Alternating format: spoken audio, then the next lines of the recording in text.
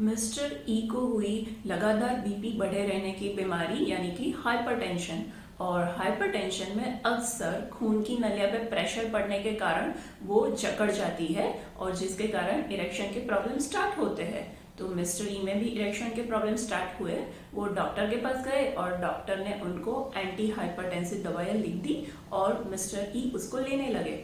अब anti hypertension दवाइयों में कुछ बार ऐसा होता है कि वो जकड़ी हुई खून की नलिया में ठीक से प्रेशर नहीं बना पाते, क्योंकि हाइपरटेंशन दवाइयों का काम ही यही है कि वो खून का प्रेशर कम करे, पर इरेक्शन के लिए प्रेशर नहीं बनता है। तो मिस्टर ई में इरेक्शन के प्रॉब्लम और बढ़ने लगे। उन्होंने डॉक्टर से ये बात की। डॉक्टर ने एंटी हाइपरटेंसिव दवाइयाँ बदल दी, पर अब मिस्टर ई के मन में एक डर बैठ गया था कि अब मैं परफॉर्म कर पाऊंगा या नहीं। तो वो हर बार जब सेक्सुअल एक्ट के लिए जाते तो मन में डर लेके जाते और उसके कारण वो हर बार परफॉर्म नहीं कर पाते।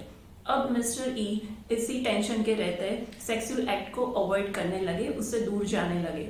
और वाइफ को लगने लगा कि मिस्टर ई का अब कोई अफेयर चल रहा है जिसके कारण ही वो मेरे को अवॉइड कर रहे हैं।